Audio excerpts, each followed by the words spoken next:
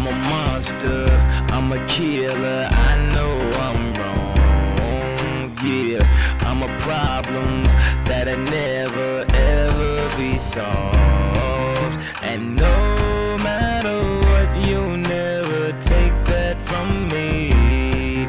My reign is as far as your eyes can see. Hi everyone, and welcome to another edition of Slamma.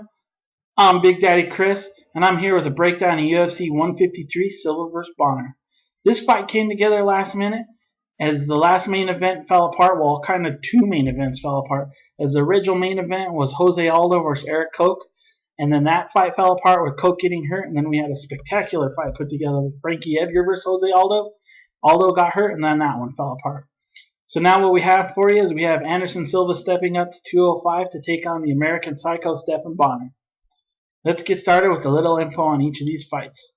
The first fight of the night is going to take place on Facebook, and it's going to be Cristiano Marsalo taking on Reza Madadi. Marsalo is a world-class Brazilian Jiu-Jitsu practitioner, which leaves a big hole in his striking. He's coming off a loss to Sam Sicilia at the Ultimate Fighter 15 finale. Madadi is from Iran, riding a 7-fight win streak with impressive wins over Juni Browning and Rich Clemente. The next fight on this card is on Facebook as well. It's Chris Camozzi taking on Brazilian striker Luis Kane. Camozzi is a tough-as-nails, well-rounded fighter, currently on a 2-fight win streak. Kane, his last appearance in Brazil was a loss to Stanislav Nedkov. And to break down for you how big that loss was, UFC shows in Brazil, the Brazilians are 40-2. So he's one of those two losses that they have. So I'm pretty sure he'd like to make that up versus Camozzi. But here in Colorado, we don't think that's going to happen. So next thing what you're going to want to do, you're going to want to change your television or turn on your television and switch over to FX because the next 4 fights are going to take place there. The first fight on this card is Sergio Moraes taking on Rene Forte. Moraes is dropping down to 170 for the first time, which is more of a natural weight for him. And this is his second appearance in the UFC. Forte is a Nova União fighter, which is pretty much loaded with talent over there, producing the likes of UFC standout champion Jose Aldo. This should be a barn burner and a great way to start off the FX card. Up next, we've got Diego Brandao taking on Joey Gambino. Now, Gambino is one of the top prospects the UFC has, and is a little 145-pound wrecking ball of taking opponents down and delivering some ruthless ground and pound. He'll be trying to do that to Diego Brandao, who's coming off a decision loss to Darren Elkins at UFC 146, Dos Santos vs. Mir. Now things really start heating up in this next fight as Gelson Tibau has finally met someone his same size in his weight class in Francisco Massaranabumba Ronaldo, because you're probably just going to hear in this upcoming show, you're just going to hear probably their nicknames. So I'm going to try and pronounce their nicknames. I might not get them right as I go along. So I might be right, I might be wrong. This is a pretty even matchup. Tibau has definitely faced some better competition. You've seen him out in the UFC a lot more. But don't be surprised if some of these young Brazilian guys come out here and start winning some fights. This fight is a lot more evenly matched than a lot of people know. So in the main event of the FX part of the card, we've got Ultimate Fighter Rony Jason taking on Sam Sicilia. Rony Jason is the Ultimate Fighter Brazil winner, coming off of what the Dana White called a disappointing win at UFC 147. And he's taking on Sam Sicilia, who's also from the Ultimate Fighter. He's 11-1 and currently on a 7-fight win streak, and all those fights are finishes. I think there's only one second round finish too. So now what you're going to do is probably going to be right around 8 o'clock. You're going to go over to the pay-per-view, order it. If you're going to go to a bar, I say get to that bar. If you need a place to go, you can come hang out with me. Just give me a call, text me. Let's get together. You can come watch them on my 73-inch TV. So the first fight of the UFC pay-per-view is going to be Demian Maia versus Rick Story. Demian Maia is coming off a pretty bizarre win over Dong Hyun Kim. I guess you can call it impressive as he did win his first welterweight debut, but I think there's still a lot of questions there on asking how his weight cut is going to be. Now he's taking on a young, aggressive Rick Story, who was on a pretty impressive win streak with wins over Johnny Hendricks and Thiago Alves. But then with that whole Nate Marquardt situation and Charlie Brenneman coming in last second to replace Marquardt, Brenneman pretty much handled Story in that fight. Right after Story had that fight, he lost to Martin Kampmann, who's in get a title shot match coming up next month. So Rick Story is right on the cusp of being one of these top name guys that you're going to start hearing, like a John Fitch type name. So keep an eye out for him in this fight. This is going to be one hell of a fight to start the pay-per-view.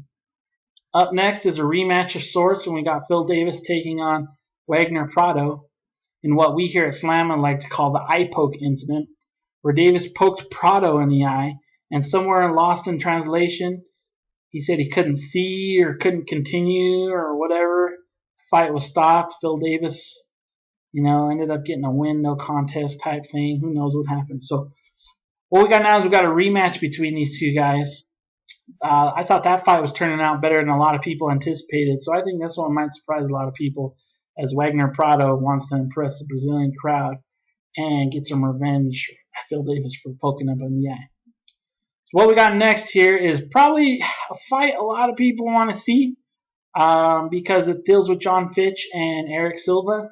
Eric Silva, pretty impressive. John Fitch, the long reigning number 2 to GSP up until his loss to Johnny Hendricks. So here we go. We've got some questions about John Fitch that people are asking. Does he now have a suspect chin? Is he still a legit top competitor for the title? Have all these young up-and-comers finally reached his level of fighting ability? I mean, after all, Johnny Hendricks came in there and did knock him out in 12 seconds. So who he's taking on Eric Silva. If you haven't heard of him yet, I don't know, you might be living under a rock, because he's Anderson Silva's protege. This guy has KO power in both hands. He has decent Brazilian jiu-jitsu, great movement, great footwork. The only thing is his wrestling isn't even close to the same level as John Fitch. We know how wrestling turns out in MMA a lot of times.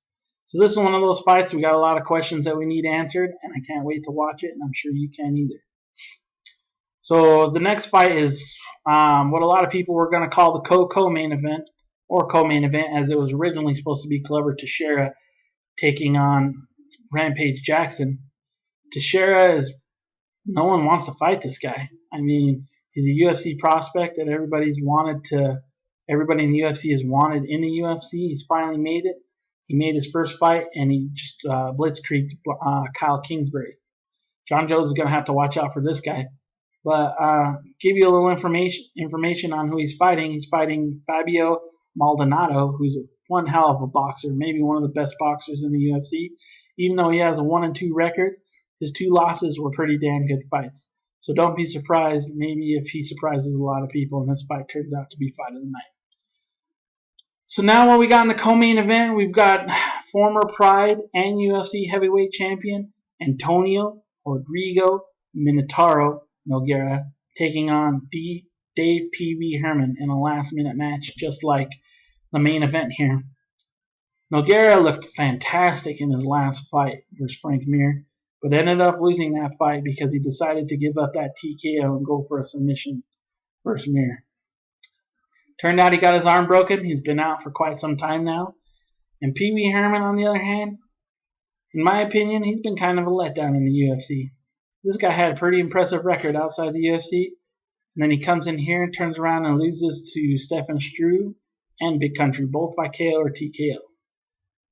I feel like he could still beat either of those guys, but now he's swimming in pretty deep waters as he's taking on Big Nogueira.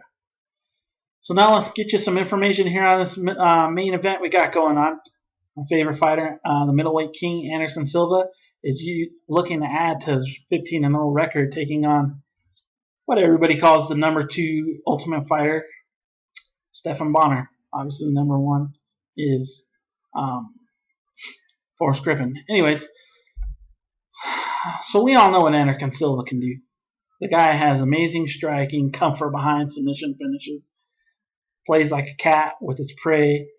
He does it to everyone. One thing I bet no one knows, or very little people know about Stephan Bonnar, is he trained under Carlson Gracie. So no matter what, do not count him out of this fight, because if it goes to the ground, this guy all of a sudden is going to have some amazing Brazilian jiu-jitsu. It might just leave you breathless if he pulls out. a crazy submission win over Anderson. But you know what? He doesn't like to show it because he prefers to please the crowd and have stand-up wars. In the end, here's a little betting information that might make you want to think twice about ever going against Silva in this fight. Silva's a minus 1,200 in this fight. So if a Rocky story is going to happen, it could happen this night, but more than likely not. So that was a real quick rundown. UFC 153 Silva vs. Bonner for you. The website is definitely coming. We've got slamatv.com locked down. So if you want to go over and check it out, you'll see it's currently under construction. Don't forget about us on Facebook at Facebook.com/slamatv and follow us on Twitter at slamatv. So thanks for watching this episode and enjoy the show. Amazing, so amazing, so amazing, so amazing. It's amazing, so amazing, so amazing, so amazing. It's amazing. I'm a monster, I'm a maven.